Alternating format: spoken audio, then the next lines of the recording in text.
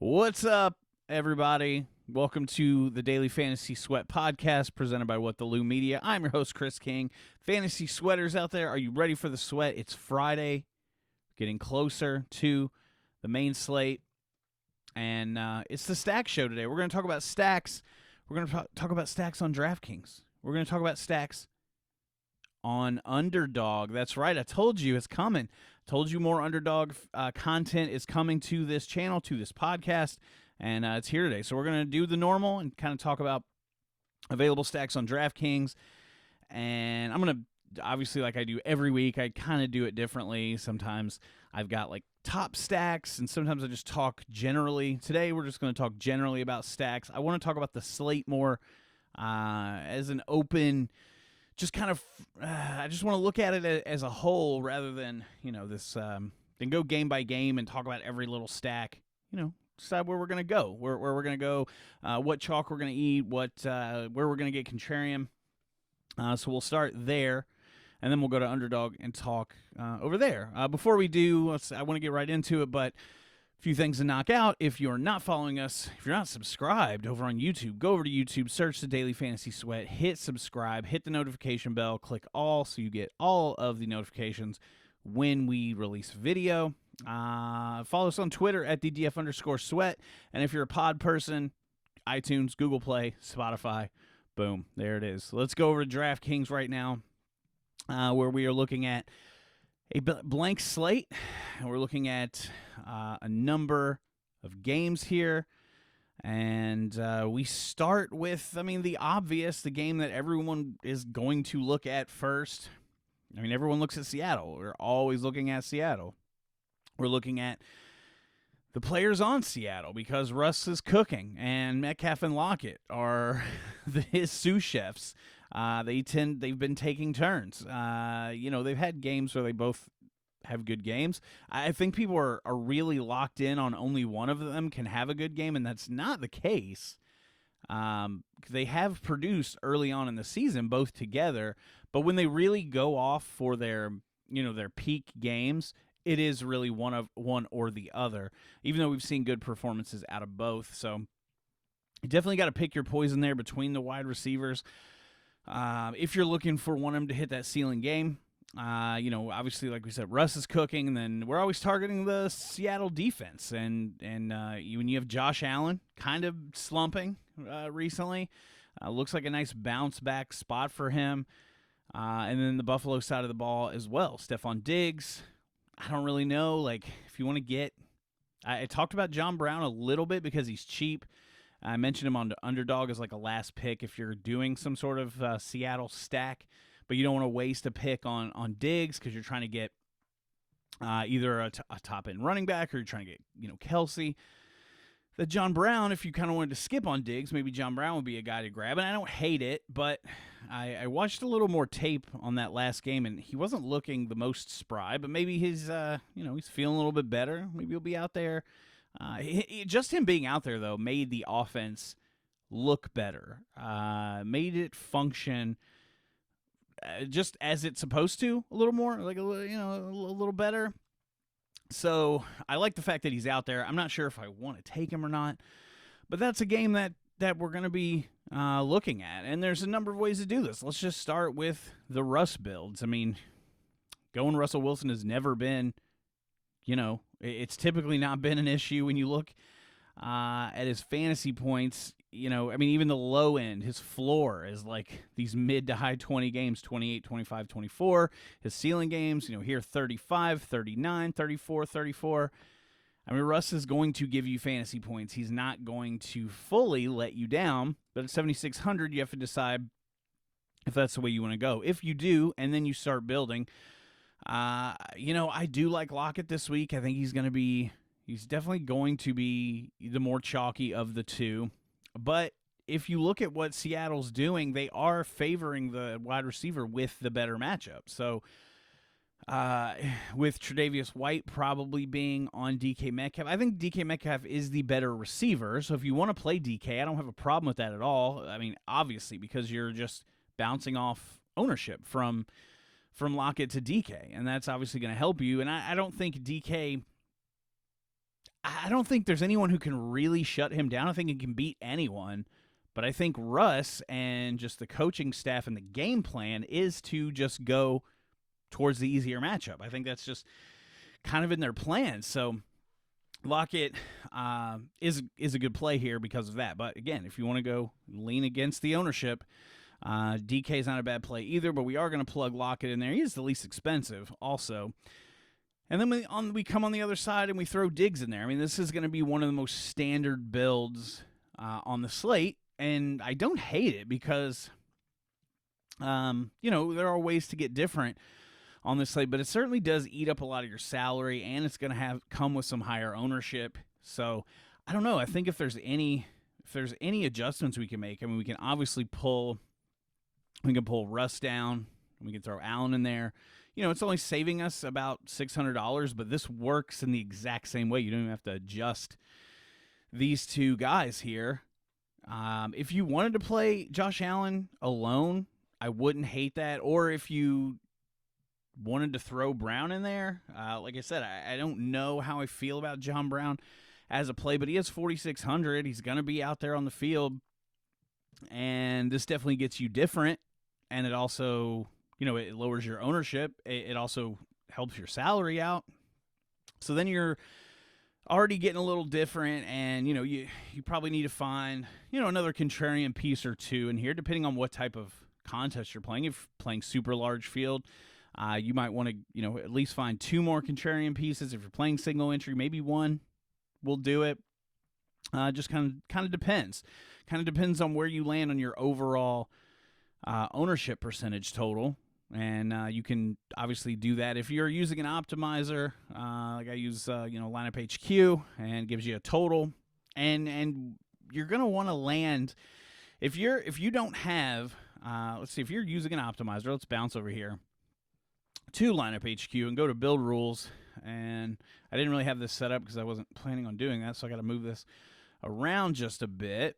But if you're over here and you build a lineup, and it shows you ownership percentage total, and if it's somewhere up in the 200 or higher. Now I had this set because I was doing a test for the showdown slate last night. I wanted to see what the highest ownership projections were, but you typically want to set this as at a max of about like 130 to 140. I don't know why it always keeps that damn zero in there up front. So set here, this is about where you want to target. I would say anywhere from, 110 is extremely contrarian, but still in play, to like 140 or so, which is, a little bit more. It will include some chalk in there, but will definitely get you different as well. So that's just a little aside there. But yeah, these are options. Obviously, I don't recommend running Cole Beasley out there. Again, if you want to pivot off Lockett, you can do that. I don't mind running Josh Allen naked. I really don't, because of how much he can get on the ground. He can vulture touchdowns, and that also kind of makes your lineups a little different. Allows you to get access to a bunch of these other games, which I like. You just look over here. Carolina, Kansas City, I like that game. Denver, Atlanta, probably my favorite game on the slate. It's indoors. It's in the Dome. It's the only Dome game besides Baltimore and Indianapolis. I think there's just going to be a lot of offense here, a lot of bad defense, so I like that. Houston, Jacksonville, pieces on Detroit and Minnesota. What else we got? Just all across the board here. Miami, Arizona, pieces on Pittsburgh I want. I like guys in Chicago, Tennessee. So it allows you to not necessarily lock in a receiver like Diggs, who could absolutely have a phenomenal game. He could get over 100 yards, a touchdown or two, and at that point you would want him. But I can also see him coming in with, 60 yards and no touchdown. It's definitely possible. So playing Josh Allen, I think Josh Allen is the nucleus of the offense. So, and at this point, it becomes not really a stack, but just a small correlation here. But if you're going to do that, I don't know. It seems like why waste a quarterback spot if you're not going to, pair him with multiple pieces from this game. But again, that's what a lot of people are going to do. So it, potentially creates, a different scenario for you here. Let's get out of this game because, everyone knows about playing Buffalo and Seattle, playing against Seattle, playing the Seattle quarterback and pass catchers. Let's go into this game that I am a big fan of right here, Denver-Atlanta. Calvin Ridley's out. I think that condenses a lot of passes going to Julio Jones. So I love Julio here. And then you kind of automatically think like, all right, well, Matt Ryan, let's load up Matt Ryan. Hopefully, he can come through with that 300-yard bonus. But my favorite quarterback, and he might be my cash game quarterbacks this week, is Drew Lock. He's 5,200, and Atlanta gives up so many points to opposing quarterbacks, opposing wide receivers, just pass catchers in general. And when I say pass catchers, even more than receivers, they give it up to the tight end. I'm going to have so much Noah Fant this week. It's not even funny. I talked about him on the Underdog show. We're going to talk about him more when we get to the Underdog portion here soon. I'm just going to be loaded up, and it's not always the greatest thing to really lock yourself into a tight end because the position is so volatile, but there's not a lot I'm afraid of. There's not a Julio Jones on that side of the ball on Denver. There's not, DeAndre Hopkins. There's not a Devontae Adams. There's not even a Keenan Allen, really. Jerry Jeudy is really the only, and I don't hate that either. So if you want to play full-on onslaught game stack, this is completely fine. Drew Lock, Jerry Jeudy, Noah Fant, run it back with Julio Jones. I'm perfectly fine with that. If you want to, I would try to get a lot of these combinations. Lock Jeudy, Julio, Lock Fant, Julio, and then the full-on, like I said, onslaught, Julio, Jerry Jeudy, Noah Fant, all of them together. And I would drop Lock and put in Matt Ryan, in a few. I'm going to try to get as many combinations of this game as possible because I'm hoping it's coming in lower owned because people are looking at, Kansas City and Carolina and McCaffrey being back and what Mahomes did last week and, the Seattle guys attacking Seattle with Buffalo.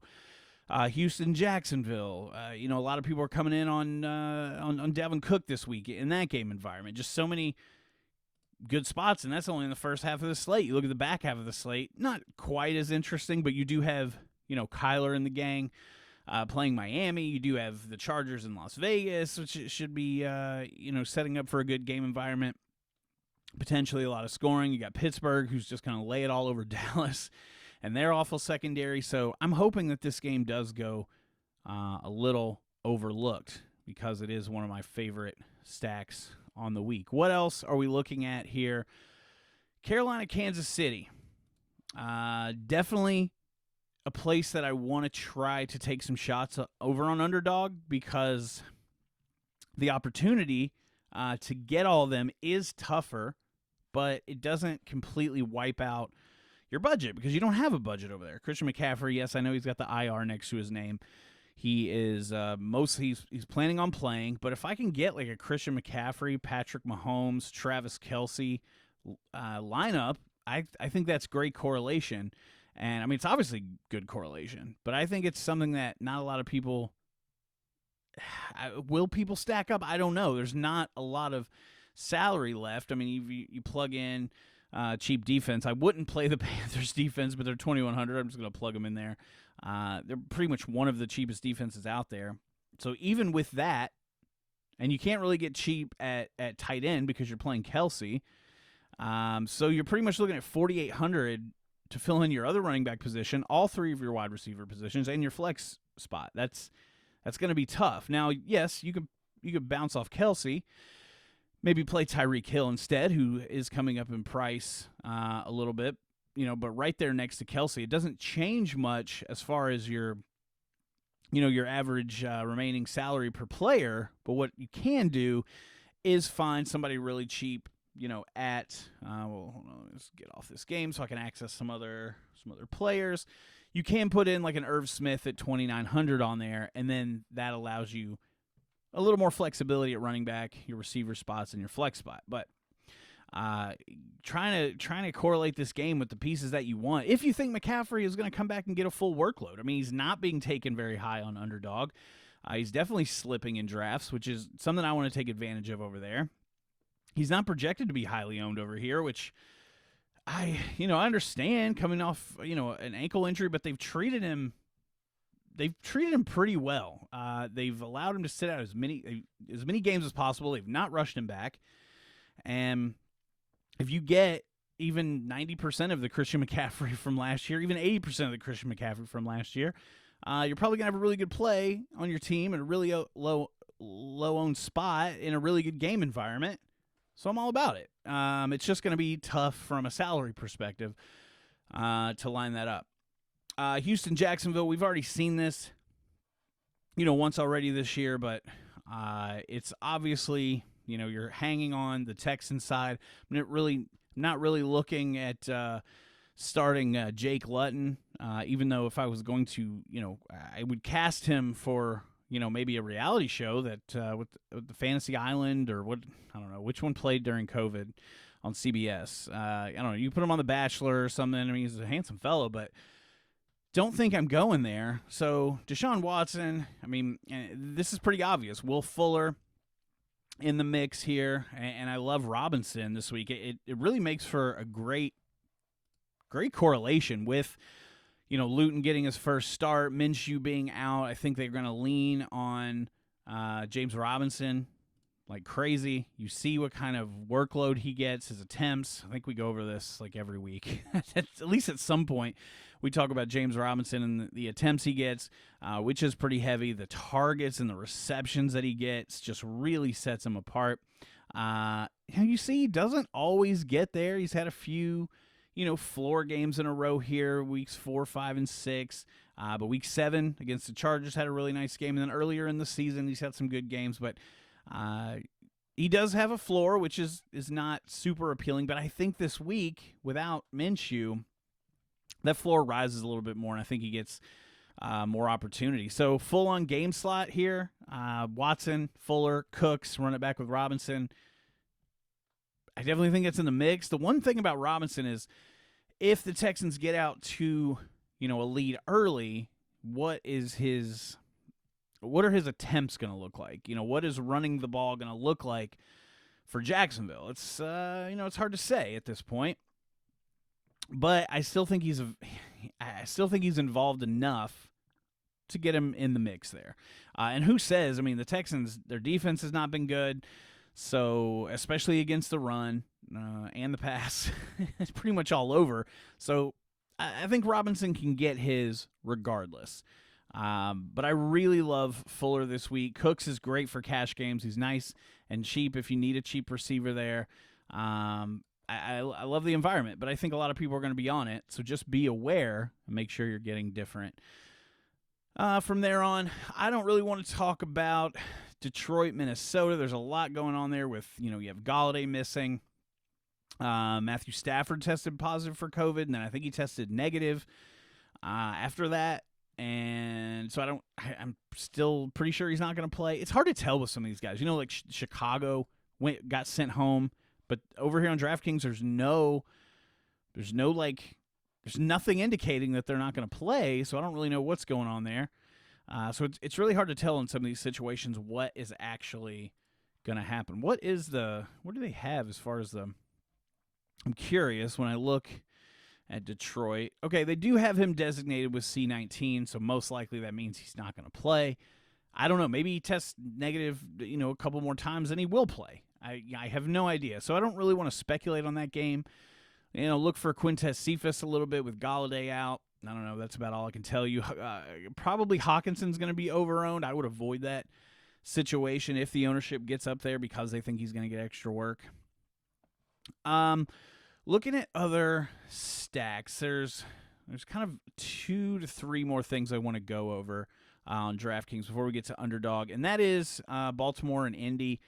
I think if there's any week that Lamar Jackson's going to kind of break through that ceiling, it could be this week in a dome on the fast track against a team that's going to keep this game competitive, hopefully. And I think Lamar is going to be forced to run, and he's got a good surface to do it on. And he's played on a lot of fields that aren't always the best situation. I mean, he's playing outside, at home. Obviously, Baltimore, it's an outdoor field. The weather can come into play. He's played it, at Pittsburgh, Cincinnati outdoors. I like this opportunity for him on the turf. I don't know why that's hitting me so hard this week, but it is. So playing Lamar Jackson is going to be contrarian from the beginning. You pair him with Marquise Brown, Mark Andrews, whatever you want to do. I sort of lean towards Marquise Brown. I don't know why. That's just a feeling. I'm not a projector. I'm not a predictor. I'm not a Nostradamus. I don't know what's going to happen, but I lean towards Brown again, kind of so you can save some money at tight end because there is some value out there this week. So you can go that route. And then bringing it back can be tough, but tough means probably low owned. I am okay. Let's see. T.Y. Hilton is questionable. Groin was listed non-participant on Thursday, so we don't know if he's going to play. He hasn't practiced this week, it looks like. Zach Pascal is a nice cheap option at $4,300. What has he been getting as far as targets? I mean, look at the last 2 weeks, 6 and 7 targets. I like that a lot. He's turned that into 15 and 7 fantasy points. So, but that's fine. I mean, if he gives you a 15 at 4,300, you're fine there. And if he catches, a touchdown, which he did here, but if he catches a touchdown in this first game where he only scored 7, he's putting up very similar numbers. And if he adds onto this yardage total, sky's the limit for a guy like Zach Pascal. Michael Pittman Jr. is coming back. He's come back from injury. He's played 1 game in Week 8. He only got 1 reception for 6 yards, so I don't really know if he's really back in the fold. You can play Trey Burton, who seems to be like a red zone nightmare because he's getting like rushing attempts near the goal line. He got direct snaps with a rush. He's getting targeted. His targets are pretty decent the last 4 weeks, 4, 5, 6, 5, and that's wide receiver 2, type target share. And Phillip Rivers loves the tight end. So if you did Lamar Jackson, Marquise Brown, bring it back with Trey Burton, it's a nice thin stack. I'm totally fine with that. If you want to, kind of make it an onslaught, you could throw Zach Pascal in the mix. I mean, some reasons why I don't like running it back with multiple receivers from the opposite team in which I roster a quarterback. So Lamar Jackson with only 1 pass catcher and then 2 pass catchers from the opposite team is because if they do really well and they get there, Phillip Rivers is probably having a good game. So why wouldn't I have stacked Phillip Rivers with Lamar Jackson? There could be a few reasons why I wouldn't. But a reason why I might is just because the opportunity cost isn't that great. I mean, $3,500 for Burton, $4,000, a little over $4K for Zach Pascal.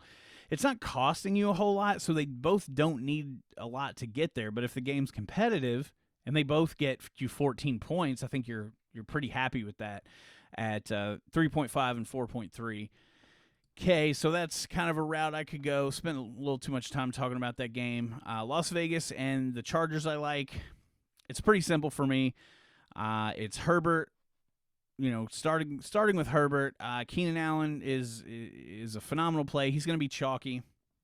But then I'm okay going with like Hunter Henry, either with Keenan Allen or by himself. And then this guy, where's this cat? Jalen Guyton is a guy who's got targeted down the field quite a bit. He's kind of like the number 3 receiver there, but he's gotten some bombs down the field. And you look in week 4, he put up 14 fantasy points, and he's only 3.1K. In week 7, he put up 16 fantasy points. Again, only 3.1K. Last week against Denver didn't really do much. Week 5 against New Orleans, 5. He put up 3 against 4 points, fantasy points against Carolina. He put up 8 against Kansas City. So this guy's got I'm not saying you're gonna want a 5 or a 4 out of this guy. You absolutely won't. But we're seeing that he's got at least a floor of that. You're not seeing like many ones outside of last week. The point is that he's got a ceiling and he gets attention, at least some, and enough to kind of make up for this 3.1K price tag, and the fact that he's targeted way down the field. He's got 2 touchdowns on the year. Oh, man, they're really my Mac is really interested in his touchdowns, as it just automatically zoomed in on those stats. So, yeah, like a Jalen Guyton wouldn't be terrible here if you wanted to pair him with Hunter Henry, with Keenan Allen, just someone really cheap. And then I like running it back. I don't know why I took them out of the mix there, the Chargers players. But I really like both Ruggs and Waller this week. So they're in play for Chargers stacks. Even Nelson Aguilar would be an interesting play. Very low owned. He's getting looks this week or this year. And Arizona, a team that you look at DeAndre Hopkins and Kyler, and you kind of want to play him, and you're like, yeah, I could definitely get there. Hopkins has been great all year. Murray's been great all year. And then, Kirk's starting to come on. But then who you run it back with is the big question. And taking shots on Preston Williams or Devontae Parker, I mentioned it earlier in the week that I didn't really like it because we don't really know who Tua is going to favor. Fitzpatrick favored Devontae Parker all year, but we don't know if that's going to continue. But they're both very cheap. Parker's getting down close to, he's in the low 5K range. Preston Williams in the 4K range.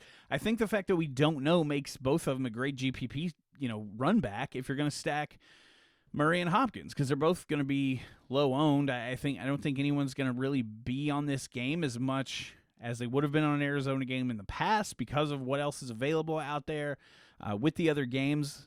And then you also look at just the potential run back situation. No Myles Gaskin, which could be a better sign for these receivers too. Maybe Tua is going to pass the ball a little bit more. Maybe do we dare play Tua? I don't know if that's a good idea or not. But he's 5,500 if you wanted to play Tua, and you're going to play one of these receivers anyway, Parker, and then, run it back with Hopkins. I don't think that's terrible either. And then you have a lot of salary to play with as well. So those are some areas you can get to. Pittsburgh, it's James Conner. It's Deontay Johnson for super cheap, pretty cheap, 5K. It's Juju for consistency, and it's Claypool for big plays. His Cowboy defense is terrible. So get on them where you can. No need to stack because I don't really want to run back. There's new quarterbacks playing in this game, I'm pretty sure. I don't think DiNucci is getting the start. I haven't looked into too much to see which one of these guys is going to play. Cooper Rush. I don't know anything about any of them. Maybe one of them turns out to be like pretty decent. I don't know. Maybe they can get the ball to one of these Cowboys receivers. If you are in tune with that game and you think one of these quarterbacks might actually have a shot to, I don't know, to just get the ball to someone, no one's going to play Cowboys, so very contrarian play there. All right, let's move over to Underdog here, and I want to point out some plays that I'm looking at. I started to do set my rankings over here, and I only have 4 players there, I do realize. But let's pull up all the players. Again, if you are just checking out our Underdog content, if you go to their lobby here, the Battle Royale, Twitter tussle. I don't know if that has something to do with the president, but it feels like it might. Anyway, election stuff getting really interesting, by the way. $5 entry, 4.5K entrance, 20K in prizes. You go in here and check this out. It's half point per reception. You start 1 quarterback, 2 wide receivers, 1 tight end, 1 running back, and 1 flex. So you can balance your team out and do 2 wide receivers, 2 running backs, or you can go heavy on receivers.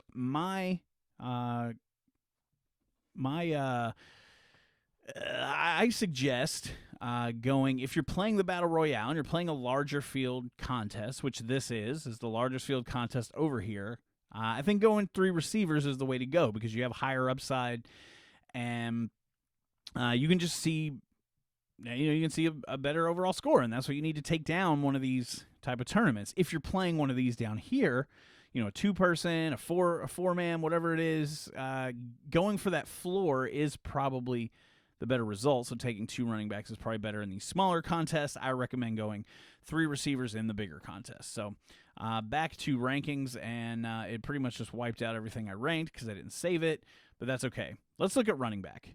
I think so let's keep in mind what we want to do for this type of contest. It's an ADP. It's a snake draft. A lot of people are going with, the ADP that Underdog gives you based on projections. Because of the fact that they rank everybody based on their projections, quarterbacks are just up here like mad. So if you get a really inexperienced player, oftentimes quarterbacks go way too early. So that's an advantage. That's an edge that you can get on the field.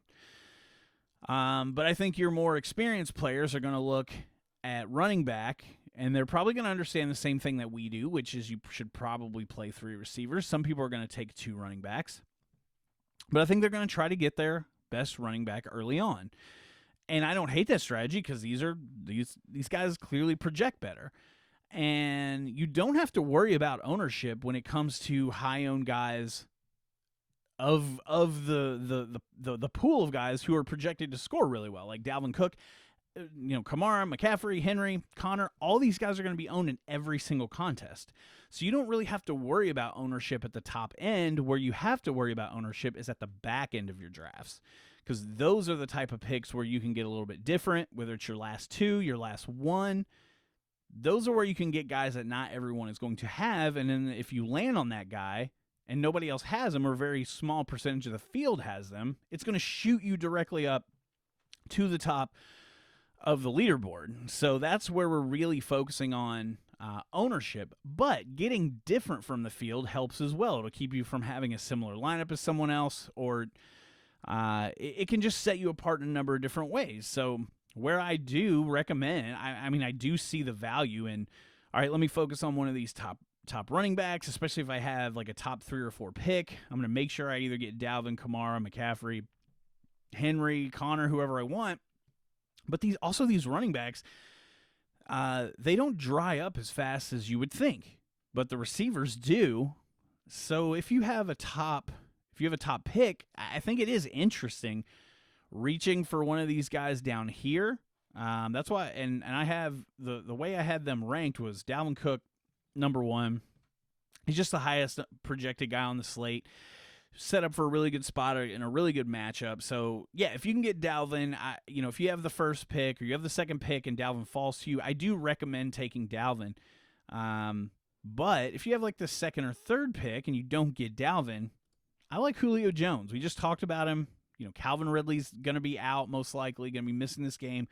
I think there's going to be a lot of passing in this game, and the concentration of targets should be there for Julio. And we haven't really seen Hayden Hurst really take advantage. We've seen Russell Gage have a few big games. The other players, Christian Blake is probably going to be coming to play here. Not somebody who you're going to take here, but just a guy who's going to get playing time, who's normally not on the field, who Matt Ryan doesn't have as good a rapport with. So Julio Jones, I think, is the best wide receiver play on the board. Hopkins, also, we talked about. He has a rapport with Kyler Murray. It's really great. Hopkins is one of the best players in the league. He catches a lot of balls. But keep in mind, this is a half-point PPR league. So Hopkins is not quite as valuable in this as he is over on DK, where it's a full-point PPR league. So that's why I like Julio Jones better. And then, I like Lockett. I'll probably put DeAndre Hopkins 3. I think that's how I had them ranked. And we don't need to talk about the matchups or anything because we kind of covered all that in DraftKings already. At this point, it's just about strategy and how to build your team from there. So if you're in a position to get Dalvin Cook early, you're not going to be able to get Julio Jones. So if you're getting, Dalvin Cook, what I would try to do at that point is, because you're probably going to have like the first or second pick if you're able to get Dalvin. So coming back, I think, and I think this is going to be a pretty popular build, so it's going to be tough. But on the way back, you may be able to get yourself and set yourself up with some of these receivers in this game that everyone loves, like Lockett and then Stephon Diggs. You might be able to do this for a correlation setup. And then if you can get one of these quarterbacks later, you probably are not going to be able to get Russell Wilson, but I think in the 4th round, you can get Josh Allen. And then that's going to set you up with this type of build. You have a single, the highest projected running back on the slate in Dalvin Cook, just kind of as a solo, a one-off play. And then you're starting to create correlation in one of the most popular games of the week. And you don't really have to worry about ownership in this because everyone's going to own them. It just depends on how you're playing it, like, which guys you're taking. And if you want to set yourself apart, again, maybe you don't get Diggs. Maybe you just take like Lockett and Allen, and then you're able to – you can't really grab a Kelsey at this point. It's going to be too late to get, a high-end tight end there. But maybe, you grab – let's get quarterbacks out of the way. But maybe you're able to get someone else that you want to correlate with, down the line. Or you just take the best player available. I mean, grab Keenan Allen. His targets are there. His concentrated, target share is there. Keenan Allen, you grab maybe Tyreek Hill. If you want to really just load up on this game, maybe you do take DK. Maybe they both have, not those massive ceiling games, but maybe they both get maybe they both get over 20, but they don't hit 40. I don't know. That would look pretty good. I probably wouldn't do that, but Allen Robinson, Will Fuller, I mean, there's a ton of guys in here who make sense. If you don't want to take Diggs and you want to get a little bit different, you want to take John Brown at the end, or maybe you come over here to tight end because we said Kelsey's going to be out of the mix, but maybe you take Waller because he's projected well. I like his position. Maybe you just go ahead and lock up your tight end spot and take Waller. Then you're done with that. You feel good about that. And then you can take John Brown later. That's a way that you could go. I like Noah Fant. I've talked about him on Underdog shows. I just talked about him with the on the DK portion of the Stack show. But I like Fant. I don't think anyone's taking him in this format, and that just makes and you can get him with the last pick almost. I think I've gotten him in every draft I've done except one so far because he is the 6th ranked tight end. There's only 6 of you drafting. So I did get sniped because I had the first pick, and this is the situation we were dealing with having Dalvin. It might be hard to get Fant because if you have the first pick, you're going to have the last pick. So Fant might be gone. You might need, if you really believe in him, you might need to take him early. I think I took Hunter Henry in that game because I paired him with Justin Herbert.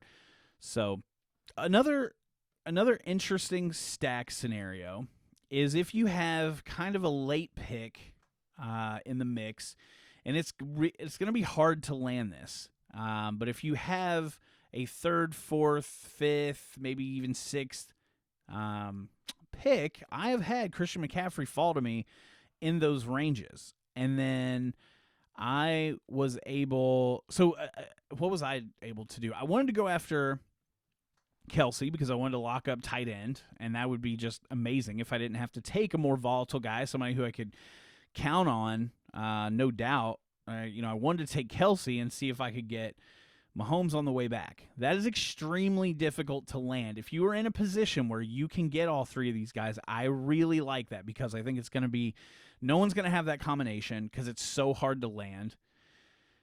Just because these are popular picks, and some of these guys, they reach for quarterback. But if you get in a group with guys who aren't as soft of players, they're probably going to let quarterbacks slide a little bit more. Maybe you can get Mahomes. But this is a great stacking, correlation run back situation if you can get all these guys. Now, if you can't, that doesn't mean you're dead because you can get Tyreek in like the 3rd or sometimes even 4th round.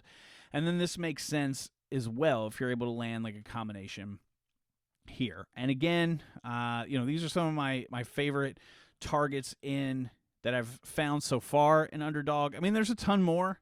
I really like Herbert stacks because you can get him kind of late, pair him with Keenan Allen, pair him with Hunter Henry. Get the run back with Waller, maybe even Ruggs. I mean, no one's taking Ruggs, so you can grab him, really late. These Deshaun deals. I mean, you can get him super late. Lamar, sometimes Lamar's not getting drafted. You look at the top 6 quarterbacks, it ends at Deshaun Watson. Now, some people take Lamar and they'll leave, Herbert or Watson left undrafted, but Lamar's not getting taken, hardly at all. So targeting him late in drafts, making sure you either get, a Mark Andrews or you get Hollywood Brown, wherever he is in here. He's ranked pretty low. So you certainly can't get him. And I'm glad I scrolled down here because another option I like is kind of pivoting off of the Dalvin Cook play because he's going to be so owned. Obviously, he's going to be owned in every draft. No one's going to not draft Dalvin Cook, but if he fails for some reason, he could get hurt. He's been injury prone in the past. He could just have a down game. You never know. I like targeting Thielen and Justin Jefferson in case somehow this is more of a pass-heavy game than we think it's going to be. And then guys like Jefferson are definitely going undrafted in some. I think he's probably on the cusp of being drafted and not being drafted. It just depends on the league and who's in it. But he's a guy that you can get, you can have an edge with by taking him if you don't take Dalvin Cook. If you take Derrick Henry, or even you wait and you take, if you are waiting, now this isn't always a slam dunk. We talked about James Robinson. I've seen people grab him really early, but he does fall and is sometimes one of the last running backs taken. So James Robinson is somebody I do like to target if I pass on running back up here. So yeah, that's pretty much it. Outside of that, I just wanted to talk about some strategies in when it comes to stacking and correlation. Like I said, like my favorite thing this week, there and there, being able to, with tight end, I either want to take the first one or I want to take the last one. I either want to get Kelsey and his high projection, his great floor, and his great efficiency, or I just want to wait because, again, like I mentioned this on the other show when we talked about this, Kelsey projected for 14. There's a reason behind this 14. Waller projected for 11. Like, not quite as potent as Kelsey, but that he's like a primary pass catcher. But then you get down here, Mark Andrews, he should kind of be up in this territory. And he is basically projected for 10 fantasy points. But just as you scroll down here, it's 9.9, 9.7, 9.7, 9.3, 9.3, 9, 8.5. They're basically viewing all these tight ends as like the exact same type of play. So if you're not reaching for Kelsey, if you're not getting, maybe a good pick with Darren Waller in like the 4th or 5th round, I am waiting for tight end. I'm hoping to grab Noah Fant. Atlanta giving up the most points to any. They're basically the Cardinals from last year. They are the flowchart team, and by a massive margin, like a massive, massive margin. So, love Noah Fant this week. He's my flag plant over here on Underdog. Grabbing him in the last round. Feel great about it. And, yeah, that's it. Get over here to Underdog. If you don't have an account, sign up. Get in the Battle Royal, the Twitter tussle. $5. Again, 4,500 entries. I didn't go over the payout structure earlier, but it is $4K up top. So it's pretty top heavy here. You can finish in first and make, $4,000, and if you finish in 10th, you get $100. So still, a great return. I'll take the $100 off a $5 investment if I land there. But it is very top heavy. But it's not that hard to take this down. There's only, 4,500 people in this. So you get a little bit different. You hit the right plays, you do your research, boom. You're taking down a Underdog GPP slate. All right, that does it for today's show. Thanks for listening. Thanks for downloading. Thanks for subscribing over on YouTube. Leaving a comment. I don't ever say that. Leave comments over on the YouTube videos. Leave comments on, mainly leave rating and reviews on iTunes, Google Play, Spotify. And until we meet again, as always, take care of yourselves, take care of each other, and may all your Underdog draft dreams come true.